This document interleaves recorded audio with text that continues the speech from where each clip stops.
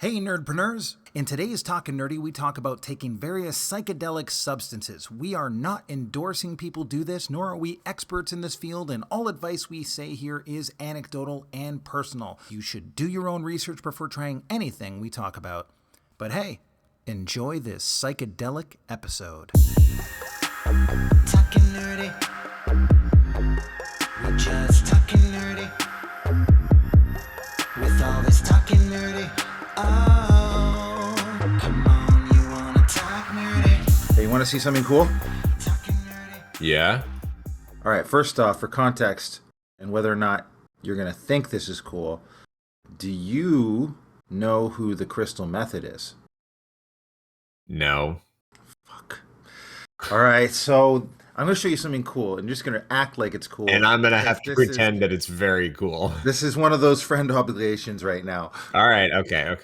I'm ready. I saw the Crystal Method, who was one of the first techno artists. He was actually the first CD of like techno music that I ever owned. No way. Was his Vegas album, and there's a movie called The Replacement Killers, which has one of the greatest opening scenes of all time that features the song "Keep Hope Alive."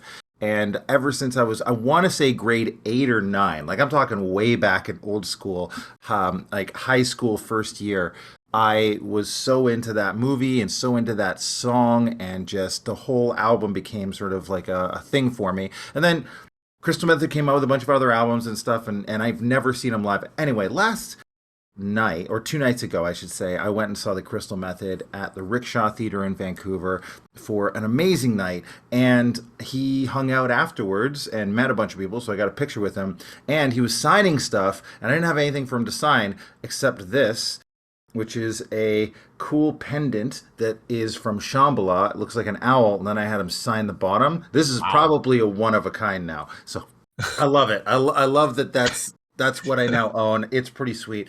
I just had to brag a little bit about that. I was very tempted to go down the path of, wow, Chris, that guy just sounds amazing. His music sounds awesome. But actually, like a signed pendant by an idol of yours is really cool. Or at least someone who was highly influential in your childhood. Like, I kind of want to buy more of these discs now, just get other artists to sign it, because it's a really cool thing to own. If I had a collection of different signed pendants from cool artists that have performed at various festivals, like, that would be pretty sweet. And I think there's going to be a whole subgenre of people who, in their older age, will probably value Shambhala style merch or Shambhala style things that are unique and have signed by certain artists. So maybe this will appreciate in value.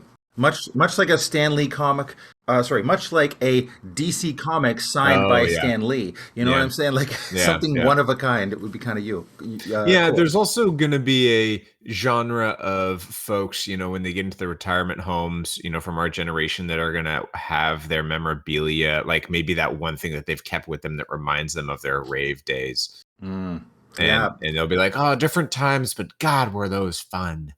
Yeah, well, I'm wondering whether or not, I think there will be a whole different version of retirement home that will be designed for people who went to party when they're younger. I actually think that the first generation of that, and probably the first generation, should be people who were Deadheads or followed the Grateful Dead. Do you know the Grateful Dead? Oh yeah. My uncles are huge Deadheads. My dad didn't bring that up in my childhood. My mom didn't want him to. Was your dad a deadhead? So your dad's done a lot of acid, then, is what you're saying. Because that's all the dead is. Confirm or deny, probably, being that he's a lawyer, he won't want to talk about it.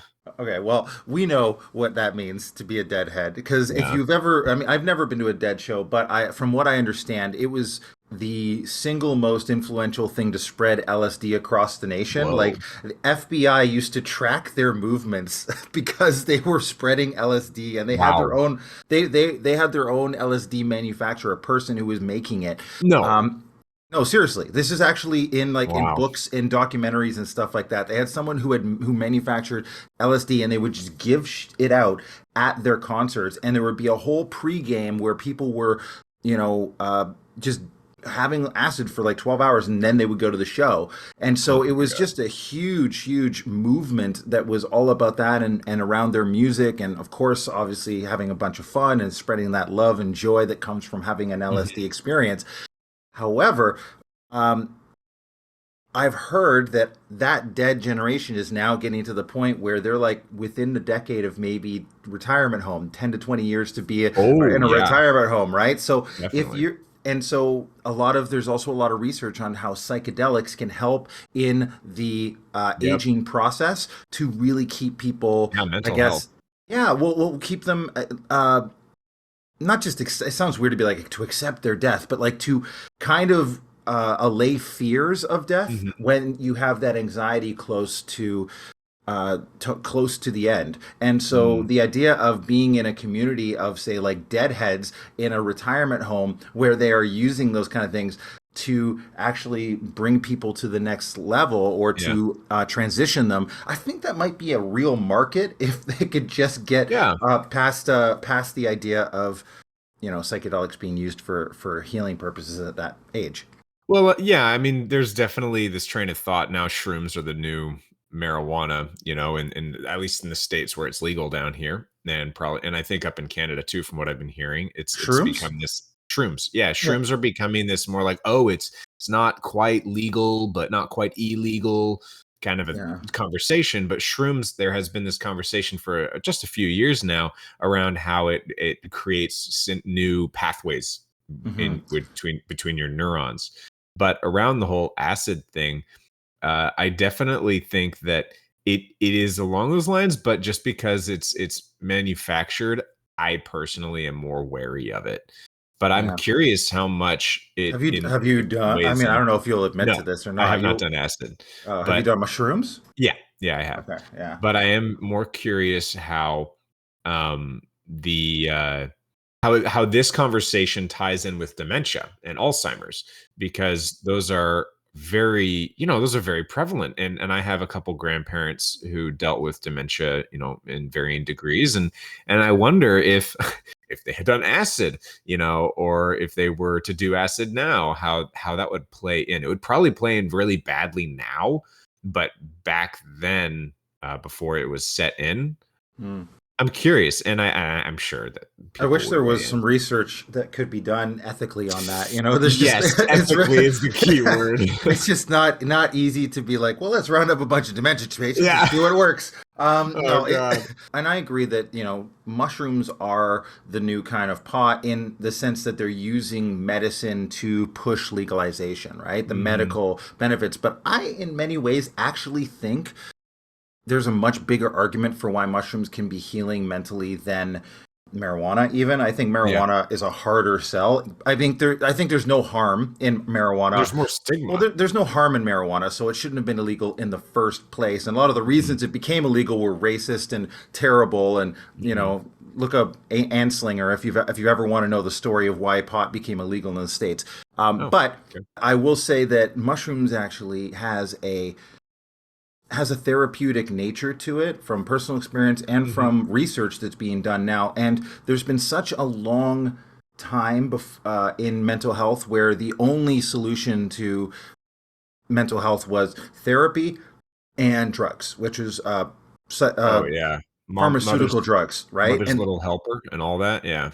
pharmaceutical drugs were like this revolution in the 90s, and that was the whole Prozac nation, right? There was a whole generation of people raised with Prozac or Effexor or different types of drugs, and that was the way to solve your mental issues. And Mhm. the problem with them tends to be that it doesn't work on everybody. It does work for some people very well, but it doesn't work for everybody. And on top of that, it is a dependency that happens, Yeah. like where you're on those drugs for X number of years until you never get off them. Whereas the difference with mushrooms, and this is why I think psychedelics are a weird revolution within the mental health community, is because there hasn't been any progress in the mental health community really in like decades. I want to say, Mhm. like, since they started coming out with like SSRI inhibitors and all those sort of things that are used Mm. in that, we haven't had anything that's really caused a big uproar in the mental health community except psychedelics. And right now, what they're finding is things like mushrooms, one guided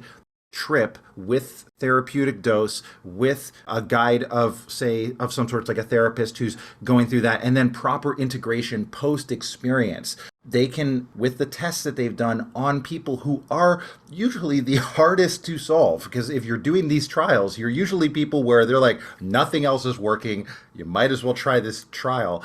And they have found that the people who go through that have the same effects of 1 to 2 months of Prozac without taking any drugs after the experience. So the actual experience of going through it not only lasts longer, the impact is greater, and it tends to build upon itself if you keep doing it over time. I've met also, just through anecdotal personal experience, people who have said that mushrooms has cured their depression, like microdosing mushrooms on a regular basis has I've heard that too. actually cured, or Yeah. and that's without any therapy. I'm not recommending anyone just do that, but I've just heard anecdotally from people who said that they were suffering that it has helped in that way. But we have to keep in context that there's a dozen different types of mushrooms and they all have different effects. And so, one mushroom is not like the other. You've said a bunch of stuff that I didn't want to interrupt you in your, because Chris gets into a flow and he Yeah. just blah, blah, blah, blah, blah. So I don't want to interrupt you when you're in your flow, but there's two things I want to respond to. One is around Prozac, and I don't know if it was Prozac in the 60s specifically that I'm thinking of, but in Queen's Gambit, that's a show I didn't finish, like many shows. What? But I know, good. but that show does a very good job of bringing those mother's little helpers into the story in a way that's like, wow, this was a huge dependency, and for some of the characters it was a huge detriment, and that's really interesting. And I think that that's a really good conversation for people to have. And when those things are used, use them in moderation, and know your limit, play within it, kind of a thing. Yeah, well, and the thing is, those were actually in the '60s. It was not even a thing. That was the time of, say, like diet pills, and they were giving like housewives methamphetamines to lose weight and stuff. Like Shit. so Did not know that. it was a different like place where a lot of those sort of designer drugs that are now, they've taken compounds from different things and now they've perfected them so they have minimal side effects and they are very targeted in what they do. That's the '90s. That's the Prozac Nation. That's what I'm talking about, because they really did create this, like, it's pretty amazing what they did with pharmaceuticals, because it really did help a large portion of the mental health community that was suffering and made it possible. Were they overprescribed? Probably, just like everything is when it's new, and just like opiates were, just like every other new drug that comes out through pharmaceuticals, they tend to be overprescribed. But they also did have a positive impact on a lot of people, and you'll hear people who said, without medication I wouldn't be alive, or I wouldn't be around. So I want to honor that as a solution, and these are all tools. But what you're talking about in the '60s is like the first drugs that are coming, like the idea of pharmaceutical drugs was like, oh, let's take a pill. Like that was new. That was a new idea. Yeah, a simple fix. Yeah, so they were just like, well, this is a drug. Let's legalize. Like, and this is before a lot of the drugs that are on the drug schedule weren't even on the drug schedule at that moment, right? So they were just like I said, methamphetamines were one of the drugs they were using, right? It's a little bit above the snake oil salesman, because they were nice corporate companies that were using doctors to prescribe, or using, professionals, but it wasn't good. So I couldn't tell you exactly what the drug was that she was on, but it wasn't Prozac. It wasn't something so targeted as like a modern mental health drug. It was much more like, you're just doing this more generic addictive substance that was it'd probably be illegal now. It was a downer, definitely. Yeah, definitely a downer. But the other thing I was going to respond to was how you had, I disagree with a comment you said about how there hasn't been a lot in mental health progress. And I'm sure there's something specific you're referring to, but what I wanted to get at is I really want someone who is in this field to chime in somehow, like at me on Twitter, at us on Twitter, or even on Instagram, because I am very curious what progress has been made. I know that there's been a lot of progress in different areas, but this would be a really interesting, like, what pharmaceuticals have come out that are good for mental health, if any, that have minimal or ideally zero side effects. But I feel like there's no pharmaceutical with zero side effects. Well, and it might just sound like, Chris is just talking out of his ass again. But this is something that I actually have. Maybe. And I'm not just saying, this is not my opinion that is coming out around this, where it's like, oh, there hasn't been a whole lot of progress in pharmaceuticals in the last 10 years or 15 years. That's not me saying that. That's actually from when I've listened to various podcasts from experts. Like, for example, there's been many people interviewed on, say, like the Tim Ferriss podcast, Mm, who has had a huge impact on getting mushrooms and psychedelics into the medical realm. He's personally funded a lot of that stuff. mhm. In that way, and what I think has really developed is more the personal growth resources around that, because I think the idea that, just throw a pill at it, that was a very 90s early 2000s idea, but in the last 10 years there's been a real revolt against just like taking pills. You Yeah. also now have to, there's a lot of personal growth, there's a lot of things that people can now do for themselves and resources that people it's a combination. It's like, okay, once you're on that, let's find a way to solve not only that issue. Like sometimes people are depressed for Yeah. actually reasonable reasons. Maybe your life is shit, and you're supposed to be depressed about that because it's an indication that things are not going well. You know. Well, the drugs deal with the symptoms, but they don't take care of the root cause, and I think that's what you're touching on, like that way of life, that actual sort of let's create some healthy habits. That is the real work. That's the journey, and I think that really came around in the '90s with yoga coming over here to the West, and people finally like, oh yeah, and now we've got our yoga pants, and now everybody has involved like mental health, physical health into their lifestyle somehow that involves some sort of Eastern tradition, Eastern medicine. Or I mean, hell, I'm doing acupuncture now, and the number of people that do acupuncture, once you first mention it, they're like, oh yeah, I've tried it. Or more people actually say, oh, I've been very interested but never really gotten around to having needles poked in my skin for extended periods of time. Well, and how many times are we talking about diet? Are we talking about what are we consuming? How often we're drinking? Like Mhm. what's going into our bodies is impacting not only, and now there's all this talk of like probiotics affect your mental Yeah. health, right? What you're ingesting, how much water you have in a day, are you moving your body? All of these things affect your mental health on a day-to-day basis, Yeah. and that is more of a focus, I think, now than it ever has been. Yeah, Whereas the like previous people's focus was fat. Was like, how do you manage your fat? Here's fat pills. How do well, it was you get very on the very right ego diet? driven, right? It's like, how do Yeah, you look like, you know uh, the Hollywood stars. Arnold Schwarzenegger?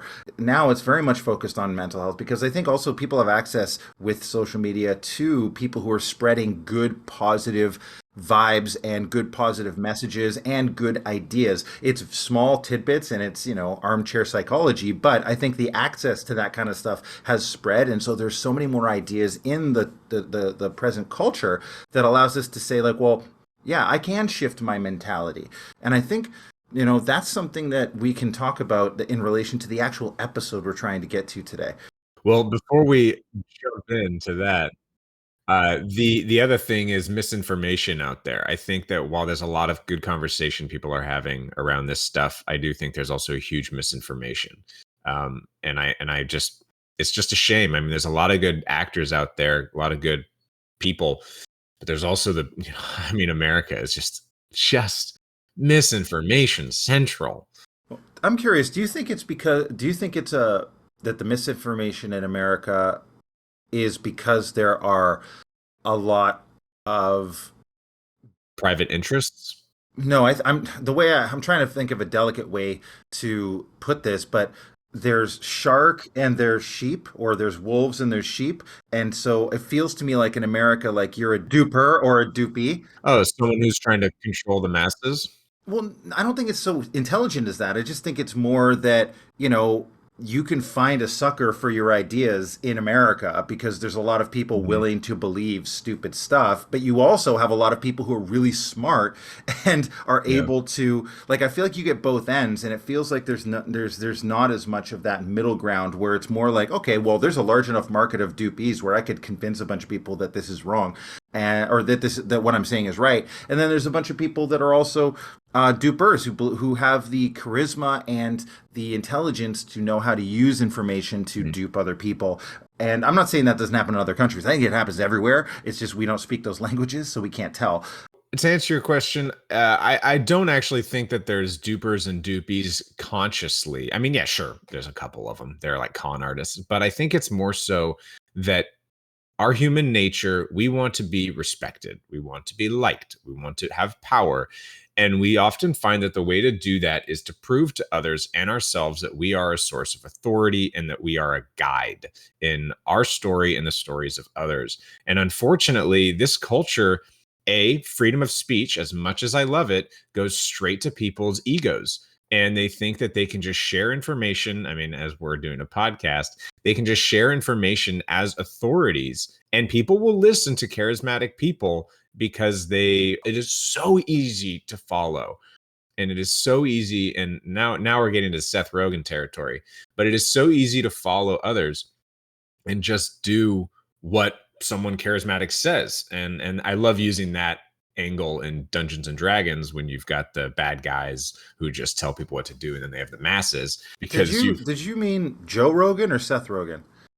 Oh, I meant Joe Rogan. Thank you. All right. I just Thanks. wanted to I don't check listen that. to his podcast. Let's keep Seth Rogen out of this. He's a gem, a Canadian gem. He should have come up in the earlier part of this conversation around shrooms and marijuana. Yeah, that would have been more appropriate for Seth. Hey there, Nerdpreneur. Chris coming at you. Thanks for listening. This isn't an ad, though. I just want to let you know that if you have got any piece of value from any of our podcasts or interviews, please just tell a friend. It's the only way we really grow. We aren't trying to sell anything, but we do want to build up an audience, and we also want to hear from you. So Frank and I are going to start doing a monthly Ask Us Anything. It'll probably be called something cool like Nerdpreneur Question Hour or Ask the Nerdpreneurs or something like that. So you can find us and send us questions on our socials at NerdpreneurPod on Instagram and Twitter, or you can email us directly at nerds@nerdpreneurpodcast.com. Now let's get back to this psychedelic episode.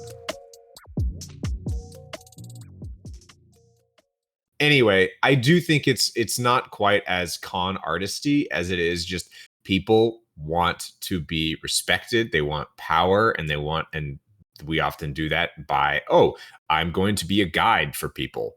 And then the psychology that we promote here is speak up, be heard. And that is the way to be successful in America.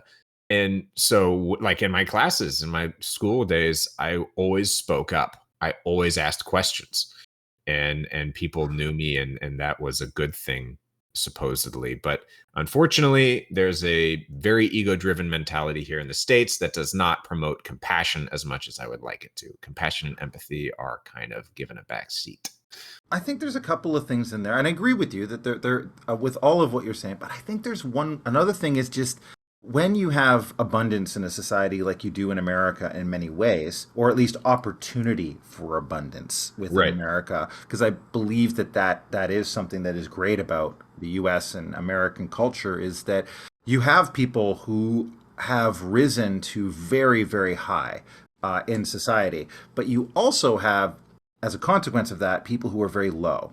And those two extremes, I think, get more extreme because the highs are very high, and the discrepancy between the very high to the very low, even though I think the bottom in America is still better than a lot of places, it's just a higher level of discrepancy. And what's interesting about, I think, human psychology is that it doesn't matter if the way your life is better than, say, all of these other people in the rest of the world. What matters is when you can see the very top. Like if you see the top of the pyramid and you're at the very bottom of that pyramid, you're like, this sucks, and you blame yourself, and you have all sorts of psychological impacts.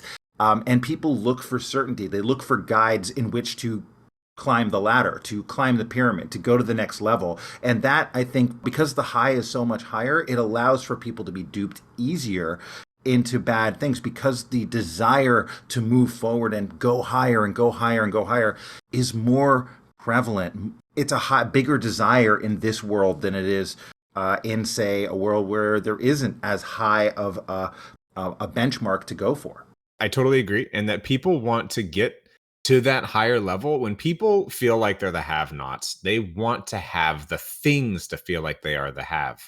Yeah, it's evidence. Yeah, the haves. So they want to have that stuff. And unfortunately, we promote that as a society. We promote this idea of once you have these things, you will have made it. Whether it's, this is the whole hustle culture that we try to warn people about, that if you are going after those things, great. Whereas if people stopped and just realized, like, it's not so much the having of all of this stuff, it's more of how can we share this on a more equal level. I'm not speaking total communism here. I know it sounds like I'm getting in that vein, but I'm thinking more about how can we help each other? How can we, and I say this from a very privileged perspective. I get that, but I do feel that if we stopped focusing on having all the things that we could have, we could, through compassion and empathy, people could come together and realize that, hey, we actually all want everyone to live a happy, meaningful, and, full life, not just full of stuff. I mean, hell, we have a storage industry. We have an industry based around storing people's shit, and I am one of those people. I mean, I live in a 275 square foot apartment, so I kind of need some storage for a suitcase, for example. But that is a huge industry. I have a street that I drive down on my way to work every day that is just chock-a-block of these storage box buildings. Yeah. That blows my mind. It's crazy that that's an industry, but it is. It's interesting. Huge. I think that people, yes, need to. I think that abundance is the only way for people to then actually care about others. We need to take care of ourselves first in order to then get abundance so that you can share it with others. I think there's a lot of people that are have nots, or they haven't got what they need for themselves, and then they might complain that other people don't give them what they need, or they blame other things in their life. And there's a responsibility in some ways for us to do our part to move forward. And I think that it is a responsibility, if you do get abundance, to give back as much as is reasonable and what you can do. So there's two sides of it. There's two sides of, like, when you get abundance, do you have the mentality to continue to give? And I always say, when you're broke, if you're not willing to give a little bit when you're broke, you're probably not going to give much when you have more. Mm-hmm. And so I've always taken that to heart and try to, like, when I was broke, I still supported some charities. I was still giving to people at certain moments. Even when I was flat broke and going through bankruptcy and going through all sorts of issues in my life, I found ways to give to those around me. And now that I have much more abundance and am in a much better position, I'm able to give more and have so much more of a positive impact on the people or the charities or the places that I want to support and give to. And I think that there is both sides to it. Like, I had to get myself out of the shit, but then when I got out of the shit, then I have to help other people get out of the shit too. But people who don't have, or are still stuck in the shit, they aren't going to be, like, they cannot, like, cultivating that mentality of abundance is actually a hard thing to do, because it's a scarcity mindset, and that's so dangerous to stick in a scarcity mindset. Yeah, we often are in fear around when we're going to have enough. I mean, personally, I don't know. I believe minimalism is a really great value in life. And just to plug another group of creators, the minimalists are some really interesting guys to listen to. I had a month or 2 month long stint where I absorbed as much of their content as I could. Very good ways to reapproach the idea of having less. It's more so about having the things that actually bring value to you, and not focusing on this idea of retail therapy, because I think that is crushing. And marketing and sales in America, I'll focus on just America. Marketing and sales in this country, they pry into your emotions. They take advantage of your emotions and your desire to buy and whatnot, and we're all suckers to it. Unfortunately. But everything is marketing. That's what I keep saying, is everything's marketing. And the psychology around it, I mean, if we can step back and have enough of our own self-control, I mean, I'll speak for myself. If I could have enough self-control for everything I see that I want, to be like, nah, they're just tying into a vulnerability of mine. All the D&D stuff, my vulnerability is I'm afraid that I won't have an amazing game for my players. So I'm going to buy the shit that's going to make it the best experience possible. So I buy various adventures, various miniatures, various things, and my money goes in that direction a lot of the time. I'm a fairly minimal DM, and I think that's part of one of the reasons I love D&D is that when I was playing, I remember a lot of my friends would buy the miniatures, or they would buy the maps, they would buy the gadgets, essentially is what I call them, to make their game better. But the game wasn't that good still, because the core problem was story, character, and engagement, right? Like, I agree. Start small. As a DM, start minimal. It really has to be there before you go to any Yeah. of the extras. And if you don't have like some of those core key elements that make a great adventure, it doesn't work. And so I remember being very, very minimal and not even using a map, not even using miniatures, and just keeping everything psychologically in your mind, in the imagination, and people being so wrapped up in it that they're like, oh, this is awesome. This is great. And there's nothing to ground them even in the game except what is actually happening between the 4 or 5 players and the DM. So I think that there's a lot of things that can happen out of just focusing on minimalism. You're right, before, and what is really matters in value, Yeah. and how little, like they say, the best things in life are free. Well, in many ways they are, Mhm. because it's not about like, if we all of a sudden took everything away that you had, could you still have a good time with your friends, right? Without a phone, without all these other things that distract us, or we say we need in order to have fun. It's like, yeah, of course. Like, you go to a concert, do you need to have a phone to record it? No, you don't. You can just go and Yeah. enjoy the concert. You can have that moment. Did I need to get this in order to say, oh my gosh, I love my experience because I got this medallion signed by Crystal Method? Yeah, it's an important piece to me now, but it's also like, I didn't need this. This really wouldn't make me more happy or different. So This comes back to what we were saying, because I think it has to do with, that health and awareness of ourselves. And it comes back to what we were saying, the more, kind of the newer focus on mental health. It started with the yoga and the Eastern tradition coming over here to the West, but now it's a lot more about, hey, recognizing yourself, recognizing who you are and what you actually want, instead of chasing what marketing and society and social media tells us we should be chasing. And I think ultimately this conversation has been very interesting to just remind ourselves, hey, this is kind of the world we live in. This is something to be aware of and always be striving. Like, no one, Buddha, I feel like, has always said in various things I've read that you're constantly striving. This is constantly a journey. And well, he also says everything is suffering. So if you accept yeah. that, as long as you accept that everything is suffering, then you can get to the place of Yeah. dharma and not feel the suffering in the same way, because you're surrendering to the journey Yeah. of what it is. Because we're all going through that suffering.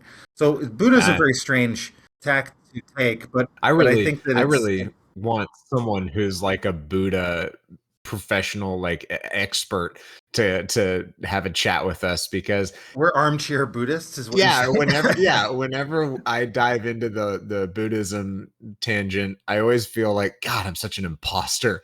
Like, yeah, I practiced it in high school, but not like a lot. I was that white kid who was practicing armchair Buddhism. Yeah. And I always feel like an imposter around that. But I still think there's a lot of great value in that I do philosophy. recommend a book. Dropping Ashes on the Buddha is a really interesting No. book about Buddhist thought. And if you read even like 4 or 5 chapters of it, you kind of get what the guy is saying. Mm, But it's constantly these conversations that this one uh, Dharmic Buddhist has with his students and with people, and they're all just written down. And it's interesting because each chapter is fairly short and has like a small subtle point to it. okay. And it's but it's also very, very consistent around the exact same theme of like it discerns Buddhism down to that whole, like, the space between what may between uh it's like the impossible situations, right? Like, if you do this, I'll hit you 40 times with a stick, and if you do this, I'll hit you 40 times with a stick. Where Mhm. are you gonna meet in between? And it's like, can you reconcile the one hand clapping idea? Like, can you reconcile the space where a tree falls in A the woods, forest and nobody hears it. and nobody hears it? It's sort of like these weird moments of dharmic, like it's the in between those things that we need to touch briefly to experience the Buddhist dharma. Now, again, I thought it was interesting, and when I was reading it in my early 20s, it was like, oh, this is so deep. And who knows, right? Maybe it is. Maybe it was just perfect for the timing. But I think there's some wisdom there to extrapolate if you're looking for a book to just dive a little bit deeper into the Buddhist That's thought. good. It was Ashes on the Buddha. Dropping ashes on the Buddha. Dropping Ashes. Yeah, I'll look into that. Yeah. So ultimately, mental health is good. I'm just thinking of a way to wrap this up right now because we're about to discuss something else. Thank you, Nerdpreneurs, for listening. Remember, send us some questions at our socials and nerds@nerdpreneurpodcast.com. And if you really want to help us out, go leave a positive review on Apple Podcasts. It really does move the needle. You guys are all awesome. Check out everything else on our socials at Nerdpreneur Pod on Twitter and Instagram, and keep it nerdy.